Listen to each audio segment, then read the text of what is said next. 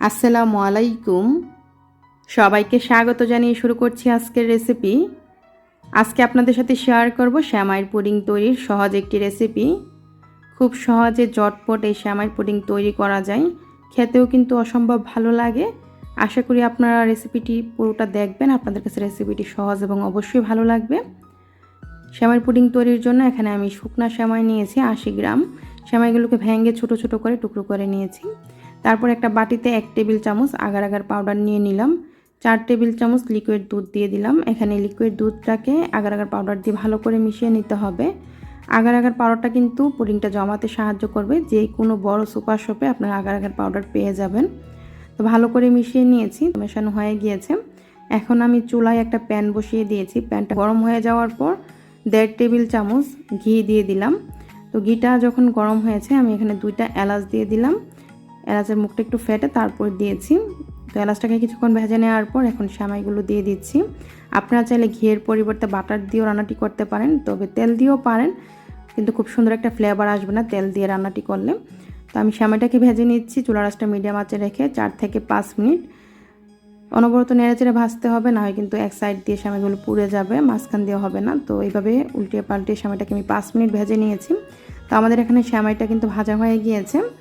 এখন আমি এখানে লিকুইড দুধ অ্যাড করে দিচ্ছি। আমি এখানে মেজারমেন্ট কাপে 3 কাপ লিকুইড দুধ দিয়ে দিচ্ছি। দুধটা কিন্তু আগে থেকে জাল করা ছিল, মানে ঘন করে নিইনি, শুধু একটু জাল করে নিয়েছিলাম। যাই হোক, দুধটা দেওয়ার পর নেড়ে চেড়ে দিলাম আর অপেক্ষা করছি ফুটে আসা পর্যন্ত। চুলার আঁচটা ফুল আঁচে রেখে কিছুক্ষণ পর ফুটে এসেছে।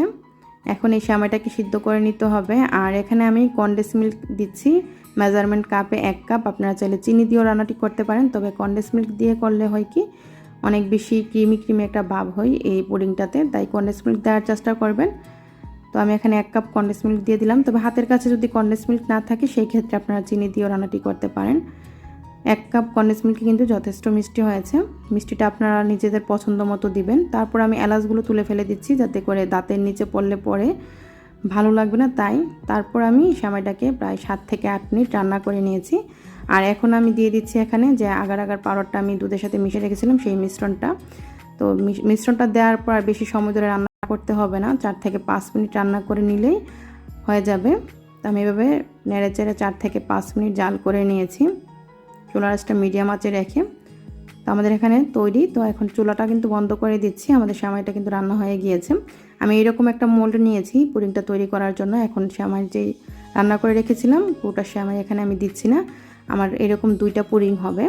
তো আমি এখানে কিছুটা ঢেলে দিলাম। তো আর রেখে দিচ্ছি ফ্যানের নিচে 30 মিনিটের মতো। 30 মিনিট ফ্যানের নিচে রেখে তারপর 1 ঘন্টা ফ্রিজে রেখে দিব। ফ্রিজে রাখলে হয় কি ঠান্ডা ঠান্ডা এই সেমাইয়ের পুডিংটা খেতে অনেক বেশি ভালো লাগে। তো ফ্রিজ থেকে আমি নামিয়ে নিয়েছি মোট 1.5 ঘন্টা পর।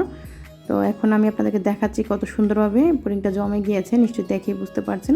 আমি একটু আলাদা করে নিচ্ছি, মানে এই যে পুডিংয়ের বাটি থেকে এভাবে একটু আলগা করে নিলে ভালো হয় আনমোল করতে। তারপর আমি আনমোল করে নিচ্ছি, এই যে দেখুন। আর পুডিংয়ের বাটিটা কিন্তু একদম পরিষ্কার বের হয়েছে, কিছুই লাগেনি। আমি আপনাদেরকে একটু দেখিয়ে দিচ্ছি, এই যে দেখুন। তো আমাদের এখানে পুডিং কিন্তু তৈরি। সৌন্দর্যের জন্য উপরে কিছুটা পেস্তা বাদাম কুচি আর দিয়ে দিলাম একটা চেরি। আপনাদেরকে আমি কেটে দেখাচ্ছি ভিতরটা কেমন হয়েছে। এই সেমাইয়ের পুডিংটা কিন্তু ঠান্ডা ঠান্ডা খেতেই বেশি ভালো লাগে। আপনারা ঈদের দিন তৈরি করতে পারেন খুব সহজে, কিংবা ঈদের 1 দিন বা 2 দিন আগেও তৈরি করে ফ্রিজে রেখে দিতে পারেন, ঈদের দিন সার্ভ করতে পারেন। দেখলেনই তো কত সহজে সেমাইয়ের পুডিং তৈরি করা যায়। আশা করি রেসিপিটি আপনাদের কাছে ভালো লেগেছে। যদি রেসিপিটি ভালো লাগে লাইক কমেন্ট শেয়ার করে সাথেই থাকবেন। রেসিপিটি দেখার জন্য আপনাদের সবাইকে অসংখ্য ধন্যবাদ। সবাই ভালো থাকবেন, আমার জন্য দোয়া করবেন। আল্লাহ হাফেজ।